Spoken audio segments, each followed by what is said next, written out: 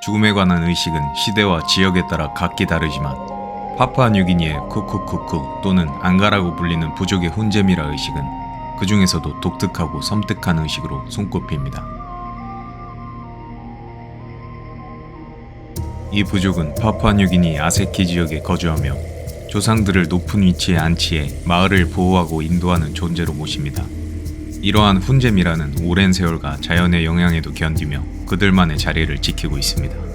훈제미라의 제작 과정은 체액을 제거하고 몸을 태워 붉게 그을리도록 하는 방식으로 진행됩니다.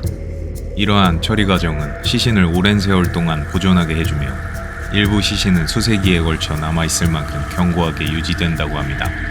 또한 훈제된 시신은 폼페이의 미라들처럼 특정 자세를 유지한 채 남아있는 경우가 많아 더 큰 신비감과 생동감을 자아냅니다.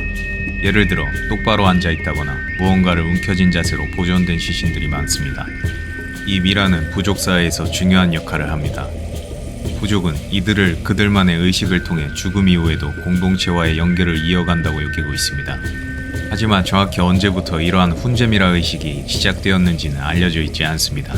늪지에 묻혀 있다가 발견된 생기가 느껴지는 고대미라처럼 쿠쿠쿠쿠 부족의 훈제미라들은 여전히 생전의 모습으로 오늘날까지 남아 있습니다. 이 의식은 단순한 보존 기술 이상의 의미를 지니며 조상들이 여전히 공동체의 일원으로 존재함을 상징합니다. 파푸아뉴기니를 방문하는 외부인들에게 쿠쿠쿠쿠 부족의 훈제미라는 섬뜩하게 다가올 수 있습니다.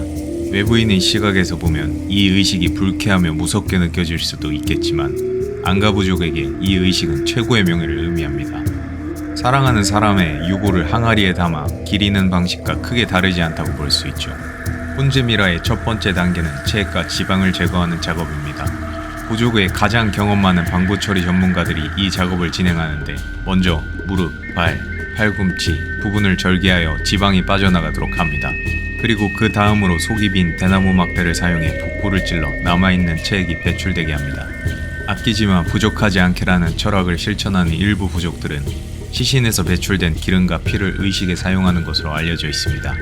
죽은 이의 힘이 살아있는 가족에게 전달된다고 믿으며 이 기름과 피를 남아있는 가족들의 몸이나 머리카락에 바르기도 합니다. 또한 남은 기름은 요리에 사용되며 불운을 피하기 위해 이러한 체액이나 신체 부위가 땅에 닿지 않도록 신경을 기울입니다. 또한 체액을 배출한 뒤에는 시신의 보존을 위해 구멍을 막는 과정이 진행됩니다. 방부 처리자들은 입, 눈, 항문과 같은 구멍을 봉합하여 시신이 공기를 덜 흡수하도록 하고 이를 통해 부패 속도를 늦춥니다. 마지막 단계는 시신을 훈제하여 완전히 건조시키는 과정입니다.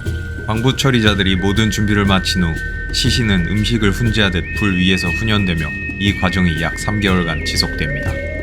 이후 포식동물로부터 보호될 수 있도록 시신을 점토와 황토로 덮습니다. 시신이 훈제된 후 대나무로 만든 우리에 넣습니다. 이러한 시신이 담긴 대나무 우리는 마을 주변의 언덕과 산에 배치되어 죽은 이들을 기리는 동시에 외부 침입자들로부터 마을을 보호하는 역할을 합니다.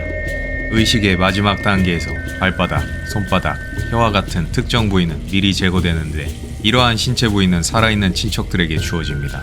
하지만 모든 부족이 이 관습을 따르는 것은 아닙니다. 2015년 BBC 기사에 따르면 한 안가 부족 구성원은 이런 소문을 부정하며 이를 백인의 거짓말이라 일축하기도 했습니다. 파푸아뉴기니의 미라들은 안가 부족에게 여전히 존경받는 공동체의 일원으로 대우받습니다. 부족은 때때로 시신을 행사나 의식에 참여시키기도 하며 마치 살아있는 것처럼 시신에게 조언을 구하거나 도움을 청하는 대화를 나누기도 합니다. 영국 탐험가 찰스 하긴스는 1907년 파푸아뉴기니 안가 부족의 훈제 시신 의식을 보고하면서 이 관습을 더욱 섬뜩하게 묘사했습니다. 그는 부족 구성원들이 훈제 과정에서 친족의 내장을 먹는다고 주장했는데 이 주장에 대해서는 부족 구성원들이 강하게 부인했습니다. 실제로 몇몇 안가 부족 사람들은 시신에서 나온 기름을 요리에 사용하는 경우가 있지만 그 외의 신체 부위를 먹는 일은 없으며 이 의식은 오직 고인을 존중하기 위한 것이라고 말합니다. 하지만 이러한 잘못된 식인 풍습에 대한 비난은 훈제 시신 의식에 대한 사회적 비난을 불러일으켰고 결국 이 의식은 금지되었습니다. 그러나 1975년 공식적으로 금지된 이후에도 일부 부족들은 여전히 이 전통을 고수하며 훈제 시신 의식을 이어오고 있습니다. 특히 카톨릭 교회를 포함한 종교단체들이 강하게 반대했지만 이들 부족은 조상에 대한 존경을 상징하는 중요한 의식으로 이를 지속하고 있습니다. 시신은 시간이 지남에 따라 조금씩 훼손되지만 현지의 식물들 덕분에 그 보존 기간이 늘어난다고 합니다. 2008년 북미 연구팀이 파푸아뉴기니로 가서 1950년대에 사망한 모이망고라는 남성의 시신을 복원하려 했습니다. 놀랍게도 연구팀은 특별한 도구가 필요하지 않았습니다. 복원에 필요한 모든 것들은 현지에 서식하는 식물로 충분했기 때문이었죠. 모이망고의 등은 타파라고 불리는 나무 껍질천으로 고정했고 수액을 접착제로 사용해 그의 머리를 원래 위치에 고정할 수 있었습니다. 또한 식물 재료를 사용해 떨어져 나갔던 턱뼈를 다시 부착했고 수카라는 천연 표백제로 시신에 자라던 이끼를 제거했습니다.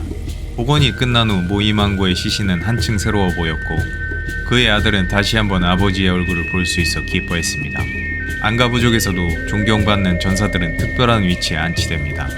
이들은 일반 시신들과 달리 주로 절벽 가장자리에 위치해 마을을 지키는 위치에 놓이게 됩니다.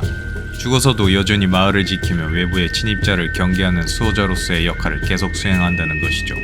시신을 훈제하는 관습은 수세기 전으로 거슬러 올라가지만 이 관습이 정확히 언제 시작되었는지는 명확하지 않습니다. 현재 시신들은 시간이 지났음에도 불구하고 꽤 잘 보존되어 있습니다. 사실 몇몇 시신들은 200년이 넘는 세월에서도 보존 상태가 좋습니다. 이들 시신은 밀화된 시간이 제각각이기 때문에 보존 상태가 모두 다릅니다. 일부는 근육과 피부가 보존되어 있으며 더 잘 보존된 시신은 머리카락, 손톱, 치아, 심지어 눈동자까지 확인할 수 있습니다. 이 관습은 1907년 영국 기자에 의해 처음 발견되어 전파되었습니다. 한 앙가 부족의 주민은 이 관습이 1차 세계대전 때 죽임을 당한 전사의 시신을 훈제하여 근처 절벽에 전시했으며 이는 더 많은 침입자를 물리치기 위한 목적이었다고 합니다. 하지만 또 다른 전문가는 이 관습이 수세기 동안 이어져 온 것이라고 주장합니다.